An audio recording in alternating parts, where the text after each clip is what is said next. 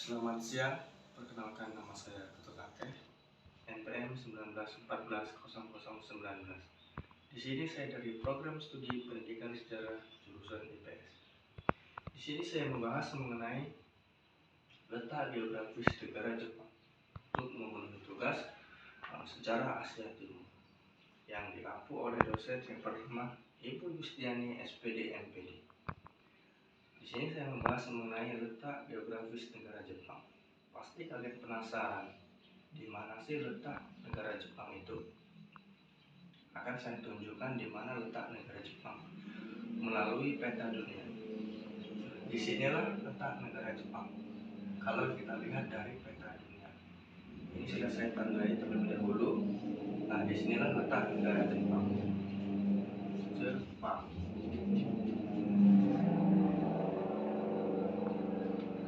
Lalu kita masuk ke peta negara Jepang.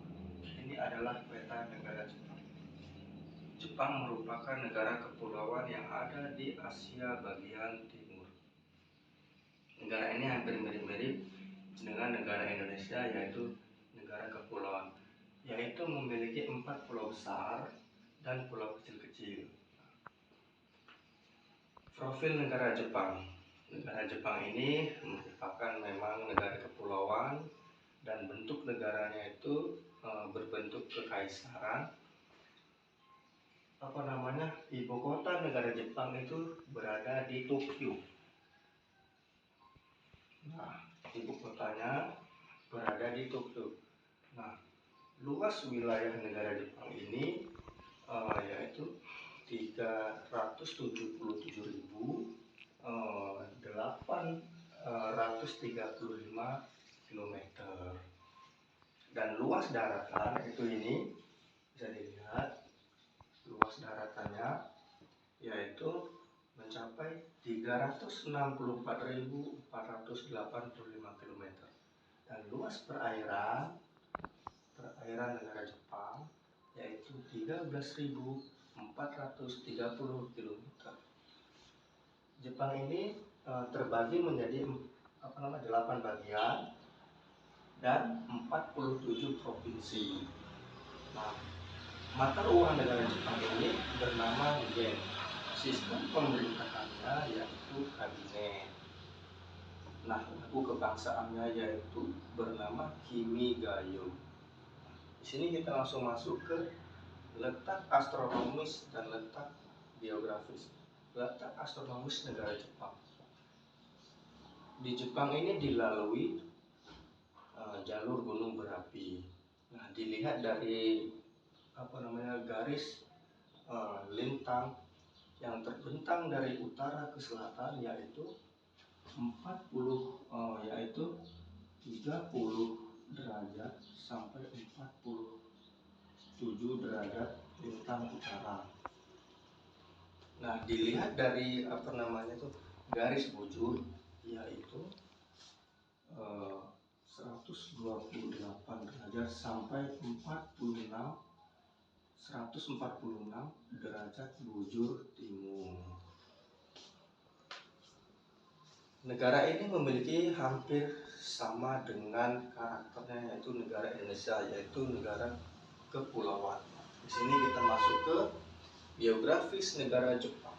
Jepang ini memiliki luas wilayah 377.835 km. Nah, di sini terdiri dari beberapa pulau yang terbagi menjadi 8 wilayah, terbagi menjadi 4 pulau dan 47 provinsi. 4 pulau di sini yaitu Hokkaido, Honshu, Shikoku, dan Kyushu. Ini memiliki luas masing-masing, yaitu Hokkaido memiliki luas 78.513 km, dan Honshu ini yaitu memiliki luas 230.782 km. Dan luas wilayah eh, Shikoku yaitu 18.782 km, dan luas wilayah Kyushu yaitu 42.030 km, dan memiliki 47 provinsi, yaitu Provinsi Sapporo, Provinsi Omaero, Provinsi Akita, Provinsi Yomaiga, Provinsi Niigata, Provinsi Sendai, Morioka, Kofu, Gifu, Fuku, Tottori, Matsu, Hiroshima, Nagasaki, Kagoshima, Miyazaki, Saka, Hosu, Kyushu, Nagoya, Shizuoka. Nah, itulah merupakan provinsi-provinsi yang ada di negara Jepang. Nah, ini terbagi terbagi menjadi 8 wilayah. Nah, wilayah yang pertama yaitu Hokkaido ya. Yang kedua yaitu Kanto. Yang ketiga itu Chubu. Yang keempat itu Shikoku.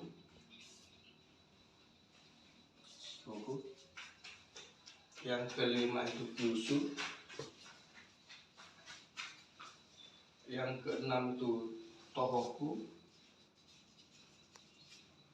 Yang ketujuh itu yaitu Suhoku. Dan yang ke-8 itu Kinki. Negara Jepang juga memiliki bendera seperti bendera negara-negara pada umumnya, yaitu berbentuk persegi seperti ini. Di tengahnya terdapat lingkaran berwarna merah. Mengapa demikian? Yang membedakan hanya lingkaran ini karena negara Jepang itu menganggap bahwa ini adalah sebagai lambang matahari, dan dianggapnya bahwa Dewi Matahari merupakan nenek moyang negara Jepang. Nah, di sini negara Jepang memiliki batas-batas wilayah. Nah, sebelah utara ini berbatasan dengan Laut Okhotsk. Nah, sebelah selatan ini berbatasan dengan Laut Cina Timur. Sebelah timur ini berbatasan dengan Samudra Pasifik. Nah, sebelah barat berbatasan dengan Laut Jepang.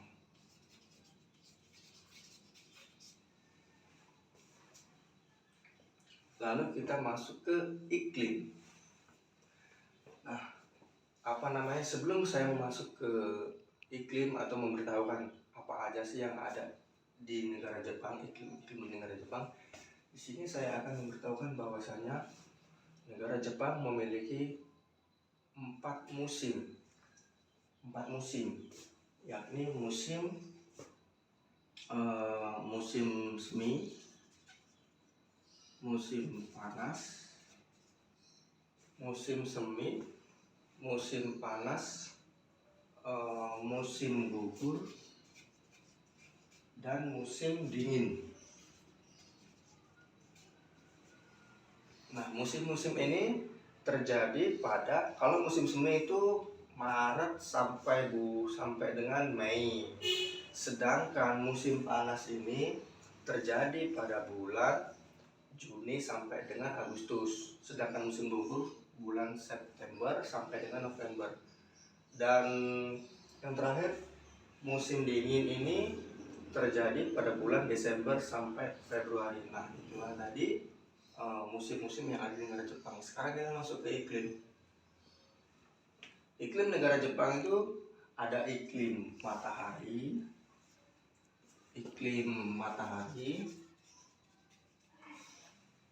Yang kedua itu ada iklim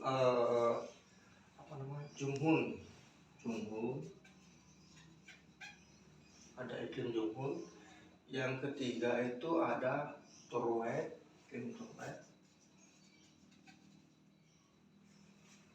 Yang keempat itu ada iklim Köppen. Yang kelima itu ada iklim Mohn. Dan yang terakhir ada iklim Oldeman. Nah, inilah iklim-iklim yang ada di negara Jepang.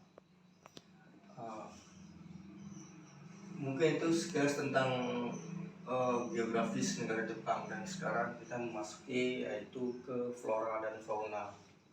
Flora fauna negara Jepang. Kita sebagai manusia itu dinamakan membutuhkan flora dan fauna, terutama tumbuh-tumbuhan. Nah, di sini tanpa tumbuh-tumbuhan kita tidak bernapas, karena tumbuh-tumbuhan itu dapat menghasilkan udara sehingga kita dapat bernapas. Nah, di sini ada flora dan fauna, yaitu yang pertama ada sakura, ada petates, ada cinnamomum, ada chrysanthemum. Dan untuk hewan-hewannya itu ada jenis burung ya, burung sima, burung ezo, ada burung gring, ada burung iblis Jepang. Nah, di sini ada jenis hewan yang bukan burung, yaitu ezo, ada kera salju, ada tanuki, ada hiu goblin, ada spider crab, ada salamander raksasa. Di sini saya akan beritahukan ciri-cirinya. Yang pertama dari bunga sakura. Sakura ini memiliki bunga berwarna seperti bunga pink ini ya. Dia dapat berbunga itu pada bulan Maret dan April. Dan berbunga ini pada musim semi. Dan bunga ini sangat bagus sehingga ada orang Jepang ini memanfaatkannya untuk menarik wisatawan. Kurang lebih seperti itu. Dan yang kedua yaitu Petasites. Nah, tumbuhan ini dapat kita lihat seperti gambar, yaitu memiliki warna hijau gitu kan. Nah, di sini pun ini tumbuhan ini ada yang tumbuh liar, ada yang dibudidayakan. Kalau yang tumbuh liar itu rasanya pahit dan getir. Nah, batangnya ini beracun, namun daunnya dapat dikonsumsi. Kalau yang dibudidayakan itu rasanya itu tidak seperti yang tumbuhan yang diliar gitu, berbeda. Nah, ini dapat ditemukan di Jepang, di seluruh Jepang. Yang ketiga itu pohon cinnamomum. Nah, cinnamomum ini dapat dikatakan juga sebagai pohon ya, pohon kamper dikenalnya. Nah, ini dijaga oleh rakyat Jepang dan dilestarikan gitu. Mereka menjaganya itu dengan tidak menebangnya, melainkan merawatnya. Lalu ke yang keempat yaitu chrysanthemum ini. Nah, ini merupakan memiliki salah satu tumbuhan yang memiliki aroma yang harum, dan dapat kita lihat warnanya itu hijau dan putih. Nah, ini dapat dijadikan dimanfaatkan sebagai teh, dapat dijadikan sebagai teh, dan ini dapat kita temukan biasanya itu digunakan sebagai hiasan-hiasan di rumah. Lalu kita masuk ke faunanya. Fauna masuk yang pertama yaitu bunga sima. Burung sima maksudnya. Nah, burung sima ini memiliki ciri-ciri seperti apa? Burungnya kecil, memiliki ekor yang panjang. Dia itu memiliki bulu seperti gumpalan-gumpalan salju. Ini cukup terkenal di kalangan dunia. Lalu yang kedua ezo. Ezo seperti namanya, ezo fukuro. Ezo ini merupakan Hokkaido, dan fukuro ini berarti burung hantu. Nah, jadi ezo fukuro ini merupakan burung hantu yang berasal dari Hokkaido. Lihat saja dia tinggal di daerah warnanya itu putih. Lalu kita masuk ke green. Seperti namanya, green itu hijau. Hewan ini merupakan dilindungi dan mukanya itu berwarna merah, gitu kan. Di dadanya itu warna hijau-hijauan. Lalu kita masuk ke iblis Jepang. Nah, iblis Jepang ini merupakan hewan yang termasuk punah, gitu. Hewan yang termasuk punah, warna itu hitam, di badannya itu putih. Lalu kita masuk ke Izanagi Usagi. Nah, hewan ini berasal dari Hokkaido dan memang merupakan ras kelinci, gitu. Ras kelinci. Nah, hewan ini merupakan hewan yang bisa dikatakan imut. Nah, lalu kita masuk ke kera salju. Nah, kera salju ini dapat kita temukan di Gunung Orasioma. Memiliki ciri-ciri seperti apa? Memang ini kera seperti kera-kera pada umumnya, gitu, seperti kera-kera pada umumnya. Namun perbedaannya itu wajahnya itu agak merah, memiliki bulu yang tebal, dan dia hidup di merupakan daerah dataran tinggi, gitu, daerah di dataran tinggi. Lalu kita masuk ke tanuki. Tanuki ini merupakan bisa disebut sebagai anjing rakun. Anjing rakun. Nah, ini dapat berubah menjadi manusia, dapat berubah menjadi benda-benda, gitu kan. Dan ini merupakan dianggap sebagai lambang kemakmuran. Lalu yang keempat, hiu goblin. Hiu goblin ini hidup di perairan, yaitu di lautan. Memiliki ciri-ciri giginya kecil-kecil dan memiliki moncong yang lumayan panjang. Lalu yang kelima, yaitu salamander raksasa. Ini merupakan hewan seperti kadal dan berbentuk panjang ini ya, berkaki dan warnanya agak coklat kehitaman. Panjang itu sekitar 1,9 meter. Dan yang terakhir yaitu spider crab. Spider crab ini orang sepakat bahwa dia itu hewan yang sangat mengerikan. Mengapa demikian? Karena panjang kakinya ini bisa mencapai 3,8 meter. Dan ini dia mempunyai kebiasaan yaitu menutup diri dengan karang. Dan dia mempunyai kedua capit ya. Kedua capit ini untuk mempertahankan diri dan mencari makan. Nah, mungkin itu saja ya yang dapat saya sampaikan pada letak geografis beserta fauna dan fauna, beserta flora dan faunanya. Nah, mungkin itu saja yang dapat saya sampaikan pada pertemuan kali ini di mata kuliah Sejarah Asia Timur. Kurang dan lebihnya saya mohon maaf. Apabila ada kekurangan, mohon untuk dimaklumi. Saya akhiri, selamat siang.